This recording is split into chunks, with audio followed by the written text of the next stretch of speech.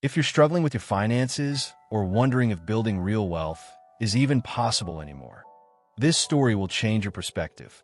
Hit that subscribe button, give this video a thumbs up, and let's unpack the habits, mindset, and small daily actions that made David quietly rich.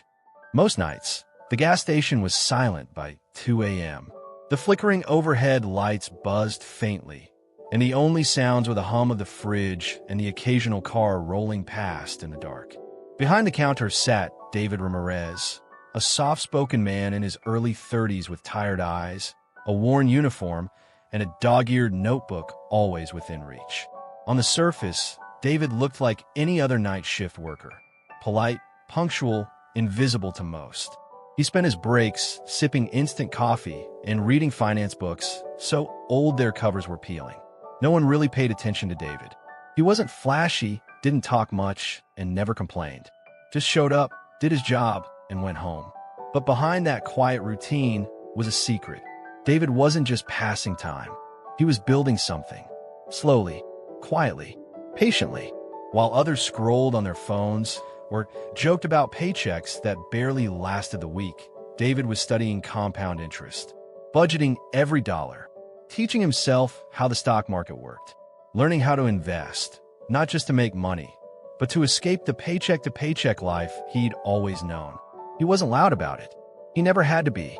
20 years later, that same quiet man would walk away from his night shift for the last time. Not because he retired, but because he didn't need to work anymore. David had built a fortune, over $2 million, from scratch. No lottery, no windfall, just discipline, grit, and a plan that most people wouldn't even believe could work. So how'd he do it? Stick around, because in this story, you'll learn how one man used simple tools, smart habits, and relentless focus to change his life forever. And maybe how you can too. David didn't grow up dreaming of millions. He was raised in a small, two-bedroom apartment in a working-class neighborhood of Dayton, Ohio. His mother worked double shifts as a nurse's aide, and his father, when he was around, picked up odd construction jobs. Money was always tight. Some months, the fridge had more empty shelves than full ones. David learned early how to stretch a dollar. Not because he wanted to, but because he had to. He wore hand-me-down shoes to school and helped his mom clip coupons every Sunday. Birthdays were modest, and college? That was never part of the conversation. His future seemed set. Finish high school, get a job, pay the bills, and survive. So at 19, David started working full-time at the gas station down the street. It wasn't glamorous, but it was steady. And for a while, that was enough. But something shifted around his 24th birthday. One slow night, David stumbled upon a used copy of The Millionaire next door, left behind on the store counter. Curiosity got the better of him, and he flipped it open.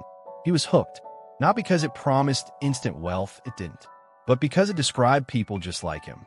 Janitors, teachers, store clerks, people with average jobs, quietly becoming millionaires through discipline, frugality, and long-term investing. David couldn't believe it. Was it really possible? He had no business background, no rich family, just a steady job, a $9 per hour wage, and a deep desire to break the cycle he'd grown up in. But that night, sitting under those humming fluorescent lights, he made a decision. He was going to try. David didn't rush out the next day and open a stock trading account. He took his time, spent weeks reading more books, watching YouTube videos on personal finance, and scribbling notes in his worn-out budgeting notebook. He started tracking every dollar that came in and out. No more vending machine snacks. No random Amazon buys. He slashed expenses with laser focus, and by the end of 3 months, he had saved up something he never thought possible. $500. It wasn't much, but for David, it was a breakthrough. The first time in his adult life, he had that much money saved and untouched. He was nervous. What if he lost it all? Still, he remembered what that book had said. It's not about how much you start with, but that you start it all. So he opened a Roth IRA account and bought shares of a broad market index fund. No fancy stocks, no risky crypto bets, just slow, steady growth. That one investment changed everything, because from that moment on, David was no longer just earning and spending. He was building. His money was finally working for him, and that small win gave him momentum. He picked up side gigs, dog walking, selling thrifted items on eBay, and funneled every extra dollar into his investments. His coworkers laughed at his lunchbox full of rice and beans.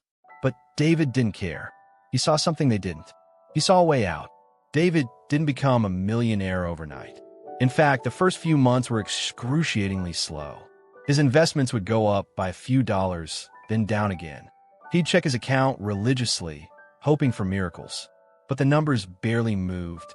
Most people would have quit, pulled their money out, told themselves it wasn't worth the effort. But David wasn't most people anymore. He had tasted control, real control, over his finances, and he wasn't going to give it up. So he kept going. Every month, he invested a few $100s.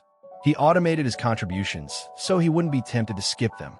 He read more, listened to podcasts, and refined his habits. And slowly, it started to work. Within a year, his $500 had grown, not just through market gains, but through sheer consistency. He hit $3,000, then $6,000. At $10,000, something shifted in him. For the first time, he felt wealthy, not because of a number in his account, but because of what it represented. Discipline, vision, freedom. It wasn't just about the money anymore. It was about the man he was becoming. Friends began to notice a change. He walked differently, talked differently. When he shared his story with a coworker over lunch, they stared at him wide-eyed. "You saved up how much? On this salary?" That's when David realized his story wasn't just about wealth. It was about possibility, and he was just getting started. With $10,000 under his belt, David felt unstoppable. Not in a reckless way, but in a focused, determined way. He had proof now. Proof that small, consistent actions worked. That financial freedom wasn't some far-off dream. It was a destination you could walk to, one disciplined step at a time. So he doubled down. David began tracking his expenses more rigorously. He cut out things that didn't align with his goals, like daily takeout lunches and random Amazon purchases. Not out of deprivation, but out of purpose. He funneled every extra dollar, bonuses, tax returns, even side hustle income, into his investment portfolio. And as his monthly contributions grew, so did his returns. Compound interest started working in his favor, and the snowball effect kicked in. Within 18 months, his portfolio crossed $25,000. By year 2, it hit $50,000. And by year 3, something happened that stunned him. He crossed $100,000.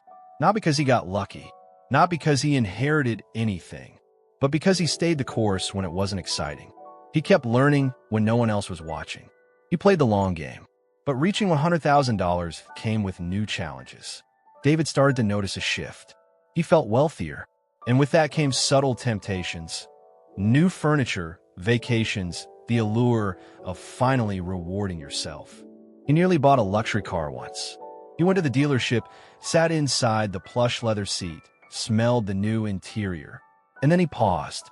He asked himself, would this car move me closer to freedom, or pull me back into the trap I escaped from? He walked away, because David had a bigger vision. Becoming a millionaire before age 35, and more importantly, having the freedom to design his life on his own terms. That car could wait. It happened on a random Thursday. David opened his investment app, just like he did every morning, and froze. His portfolio, once proudly sitting above $100,000, had dropped by over $20,000 overnight. The red numbers screamed at him. Stocks were plummeting. Financial news anchors were in a frenzy. Phrases like market correction, recession fears, and sell-off panic dominated headlines. For the first time in years, David felt something he hadn't felt in a while. Fear. He tried to brush it off, but the fear festered. Each day, the losses piled on. He remembered his early days, living paycheck to paycheck, owing credit cards, feeling trapped. What if this was the start of losing it all? What if his dream of becoming a millionaire was slipping away? David hovered over the sell all button. Just pull out. A voice in his head whispered, save what's left. He almost did, but then he paused. And in that moment, he remembered something he had written in his journal months before. Wealth isn't built in the easy seasons. It's built by surviving the storms. So instead of selling, he held. And not just held, he studied. He went back to his books, podcasts, mentors. He reviewed the history of markets. He realized that every crash had eventually recovered, and those who stayed in the game came out stronger. So David did something wild. He bought more. While others panicked, he picked up solid companies at a discount. Slowly, steadily, month by month. And after nearly a year of volatility and doubt, the market began to recover. David's portfolio didn't just bounce back, it soared past his previous high. By the end of that year, he wasn't just back at $100,000. He was closing in on $150,000. Because he didn't panic. Because he had a plan. Because he believed in the process. David often finds himself reflecting during early morning walks. Just him, the crisp air, and the freedom he worked so hard for. He's not flashy. No Lamborghini in the garage. No luxury watches on his wrist. But he's wealthy. Wealthy in time. Wealthy in peace of mind. Wealthy in the kind of freedom most people only dream of. And if you were sitting across from him right now, asking how he did it, this is what he'd say. Start before you're ready. I knew nothing about stocks when I began, David admits. I was scared, but I started small and stayed curious. You'll never feel ready. Start anyway. Waiting for the perfect time is just procrastination in disguise. Start with what you have, $10, $50, $100.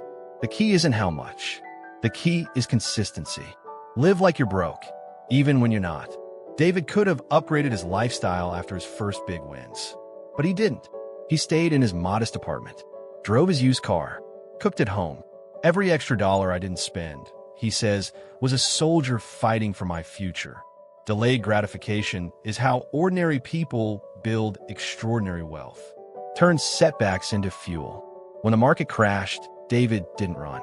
He doubled down on education and strategy. That's what turned a terrifying dip into his biggest financial leap. Every setback, he says, is either a dead end or a detour to something greater. You choose. Now, David's portfolio is well past $300,000, and he's still investing. But more importantly, he's built the kind of confidence that no market dip can take away. His message is clear. You don't need to be rich to start, but you do need to start to ever get rich. If David's story inspired you, even just a little, hit the like button so YouTube shows this video to more people who need to hear it. And if you're ready to start your own journey from debt to wealth, don't forget to subscribe, because we've got more stories, strategies, and step-by-step guides coming your way.